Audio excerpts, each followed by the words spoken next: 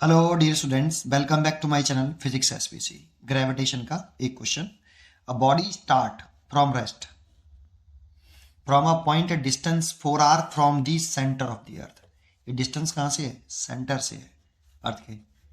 Note करने वाला point है। It reaches the surface of earth. कहाँ पर पहुंचे? सरफेस ऑफ अर्थ पर। Whose radius is R, the speed acquired by the body is.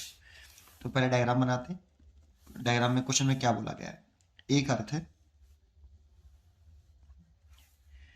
और ये अर्थ हो गई, इसका मास हो गया अर्थ का कैपिटल एम और रेडियस हो गई आर। और सेंटर से, अर्थ के सेंटर से डिस्टेंस कहां से दे रखी है? सेंटर से।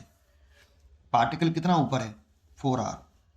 ये जो पार्टिकल है, बॉडी है जिसका मास स्मॉल एम है, वो रेस्ट में है, तो दैट मीन्स इनिशियल वेलोसिटी 0 है। लेकिन ये डिस्टेंस कितना बॉडी ऊपर है? 4r है। लेकिन कहां से है ये सेंटर से डिस्टेंस दे रखी है। तो सरफेस से कितनी हो गई?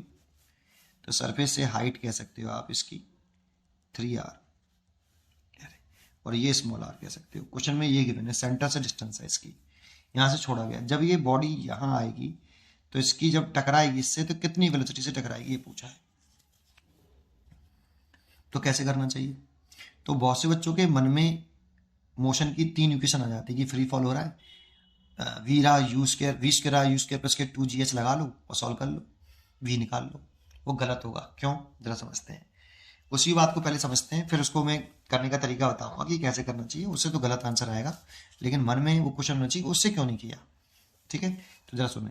जैसे अगर हम मोशन की तीसरी इक्वेशन लगाते, v square u square plus के 2as, तो वेलोसिटी पूछ रहा है इस जगह पर, तो वेलोसिटी तो हो गई वी स्क्वायर, इनिशियल तो 0 हो गई, प्लस 2g, जी लिख लिया, और डिस्प्लेसमेंट कितना हो गया? 3r। तो v निकले आया sir, v is equal to root के अंदर 3 और 2 6 हो गया, 6gr ऐसे। और g बच्चा लिख देता है कि g is equal to gm बटे r स्क्वायर। तो यहाँ लिख देता है बच्चा 6gm बाई ये r बटे r स्क्वायर, और काट देता है ऐसे, और आंसर आ भी जाता है 6gm बाई r। जो कुछ नहीं चॉइस होगी डी, है कि नहीं? देखो बहुत से बच्चे ऐसे कर देते हैं इसको, लेकिन ये गलत है। क्यों गलत है? क्योंकि जो g है ना, ये कांस्टेंट नहीं है बेटा, वेरिएबल होती है ये। क्योंकि कब वेरिएबल होती है, कब तक कांस्टेंट रहती है, उसे समझ लें। 0 से ये h बता रहा हूं मैं आपको, कितनी हाइट तक कांस्टेंट रहेगी। अर्थ के सरफेस से है ये, h कहां से ले रहा हूं? अर्थ के सरफेस से। अर्थ के सरफेस से 0 से 10 किलोमीटर तक आप g को कांस्टेंट मान सकते हो, 10 किलोमीटर तक। लेकिन ये तो 3r है, आर की वैल्यू 6400 किलोमीटर, फिर मल्टीप्लाई 3r, तो कितना हो गया? बहुत हो गया। 10 किलोमीटर तक जी को कांस्टेंट मान सकते हो बस केवल। अगर h की वैल्यू 10, ये अर्थ के सरफेस से हाइट है बेटा, हाइट कहां से है? 10, अर्थ के सरफेस से 10 किलोमीटर से 500 किलोमीटर के अंडर में आ रही है, तब आप जी का फॉर्मूला लगा सकते हो, ये वाला जी इफेक्टिव। ये वेरिएबल होता है जी, कांस्टेंट नहीं होता बेटा।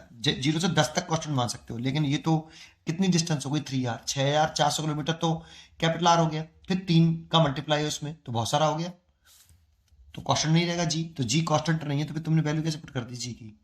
भाई ये जो जी एम बटे आर स्क्वायर होता है ना, ये इसकी वैल्यू अर्थ के सरफेस पर 9.8 मीटर पर सेकंड स्क्वायर आती है बेटा। स्मॉल जी की वैल्यू अर्थ का मास, अर्थ की रेडियस पुट कर दोगे, सॉल्व करने पर 9.8 आता है। तो ये करोगे तो गलत हो जाएगा ना बेटा, क्योंकि जी तो कांस्टेंट है ही नहीं है। 6400 किलोमीटर से तो बहुत 10 किलोमीटर से तो बहुत ज़्यादा हाइट है ये, तो ये कर ही नहीं सकते। इस वाले केस में अगर इतने रेंज में हो तो ये फॉर्मूला लगाते हैं हम जी निकालने के लिए, आर इफेक्टिव। ये एच हाइट पर इतना एच टू ग्रेविटी होती है, ये अर्थ के सरफेस पर है, ये अर्थ के सरफेस पर, ये एच हाइट पर है, इतनी 2h होता है सॉरी। और अगर 500 मीटर से 500 किलोमीटर से हाइट ज़्यादा है तो इतनी हाइट पर जी इफेक्टिव जो होता है वो g1 plus H upon are का उसके लगाते हैं, ये लगाते हैं। अगर हम अर्थ के सरफेस से कितना ऊपर चले जाएं, 500 किलोमीटर से ऊपर चले जाएं, तो ये फॉर्मूला लगाना चाहिए।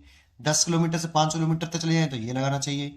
0 से 10 किलोमीटर के अंडर में है तो जी कांस्टेंट रहता है, जी 9.8 मीटर पर सेकंड स्क्वायर यूज कर सकते हो, है ना। दैट मीन जी एम बटे आर स्क्वायर यूज कर सकते हो, कोई फर्क नहीं पड़ता। तो बेटा ये यूज नहीं करना, क्योंकि एच 500 मीटर से एवब है, जी वेरिएबल है, और जी वेरिएबल है तो आप यहां से यहां तक जी को कांस्टेंट रख के कैसे कर सकते हो, इसीलिए ये गलत है। फिर सही तरीका क्या है? फिर सही तरीका है कंजर्वेशन ऑफ मैकेनिकल एनर्जी लगा के। ये बताना जरूरी था क्योंकि हर चैप्टर में ये यहाँ पे तो लिख दिया मैंने ग्रेविटेशन, क्वेश्चन में कहीं लिख रहा है कि मैं ग्रेविटेशन का क्वेश्चन हूँ, है ना? इसीलिए ये पहले पता होना चाहिए कि हमें वो ऐसे क्यों नहीं किया, ऐसे क्यों कर रहे हैं। दूसरी बात, अब इसमें ओनली ग्रेविटेशनल फोर्स लग रहा है, और ग्रेविटेशनल फोर्स और कंजर्वेटिव फोर्स, जब केवल और केवल कंजर्वेटिव फोर्स हो तो मैकेनिकल एनर्जी कांस्टेंट रहती है। तो इसमें मैकेनिकल एनर्जी कांस्टेंट कर लो बेटा, मैकेनिकल एनर्जी कांस्टेंट, एक तो इस वाले पॉइंट पर, एक सरफेस पर। तो अगर मैं ए पॉइंट पे करूं तो kinetic energy at point A plus gravitational energy at point A, kinetic energy surface पर, पोटेंशियल एनर्जी सरफेस पर। अब kinetic energy at point A पे लिखो तो स्पीड कितनी है वहां पर? 0, तो ये तो 0 है। पोटेंशियल एनर्जी लिखते हैं तो कैसे लिखते हैं? ग्रेविटेशनल एनर्जी जी दोनों मास का मल्टीप्लाई, दैट मीन्स अर्थ का मास और इस स्मॉल मास बॉडी का multiply, capital M small M, और माइनस में होती है ये, और इन दोनों कैपिटल एम स्मॉल एम के बीच की डिस्टेंस लिखते हैं पोटेंशियल एनर्जी में, कैपिटल एम और स्मॉल एम के बीच की डिस्टेंस। तो कैपिटल एम स्मॉल एम की डिस्टेंस ये 4r है इस समय, तो 4r लिख लो यहाँ पे, equal to kinetic energy at point S, body की लिखेंगे बेटा। अर्थ तो रेस्ट में मान रहे हैं हम, अर्थ को तो हम रेस्ट में मान के चल रहे हैं, अर्थ को रेस्ट में मान के चले तो काइनेटिक एनर्जी अर्थ तो लिखेंगे नहीं, केवल बॉडी की कितनी, half m v square. Speed पूछ रहा था हमसे, पोटेंशियल एनर्जी लिखें जब ये बॉडी यहाँ आ गई स्मॉल एम, तो कैपिटल एम और स्मॉल एम के बीच की डिस्टेंस कितनी हो गई? अब जब ये सरफेस पर आ गई तो कैपिटल आर, तो क्या लिखें? जी capital M small M surface तक ये डिस्टेंस स्मॉल, फॉर्मूला लगा दिया। इसको इधर ले आओ, सॉल्व कर लो, इसको इधर लेके आएंगे तो प्लस का हो गया जी एम एम बटे 4r माइनस का है, और प्लस जी कैपिटल एम स्मॉल एम बटे कैपिटल आर, और ये हाफ एम बी स्क्वायर। देखो एम से तो एम कॉमन लेके कट जाएगा, इसमें से आप 4r एलसीएम ले लो, तो यहाँ आएगा कितना? माइनस का जी एम, और यहाँ आएगा प्लस के 4gm, और ये आएगा हाफ वी स्क्वायर। 2 से 1 काट लो, तो ये तो 3gm हो गया ऊपर, और नीचे हो गया 2r, और रूट में है v का स्क्वायर है इसीलिए रूट में आ गया ये v आ गया। देखो आंसर हो गया, लेकिन इसमें इसी के टर्म में रखा 3gm/2r, 3gm/2r, a choice is correct. इसका एक और करेक्ट चॉइस होगी, ये नहीं होगी। इससे करोगे तो देखो यही आ रहा है ना। उम्मीद करता हूं कि आपको ये वाली बात जरूर समझ में आई होगी और अच्छी भी लगी होगी कि ये कब करते हैं और ये कब नहीं करते, ये कब करना है और ये कब करना है। अगर ये जो है हाइट होती 2-3 किलोमीटर और वेलोसिटी पूछता कि अर्थ से ऊपर छोड़ा है तो 2-3 किलोमीटर हाइट होती, और पूछता कि वेलोसिटी बताओ, तो फिर ऐसे नहीं करते, ऐसे कर लेते, आंसर सही आता है। इससे भी आ जाता, लेकिन इससे भी आ जाता, आसान इससे होता बहुत। उम्मीद करता हूं कि आपको जरूर समझ में आया होगा। पढ़ते रहिए और खुश रहिए। Thank you.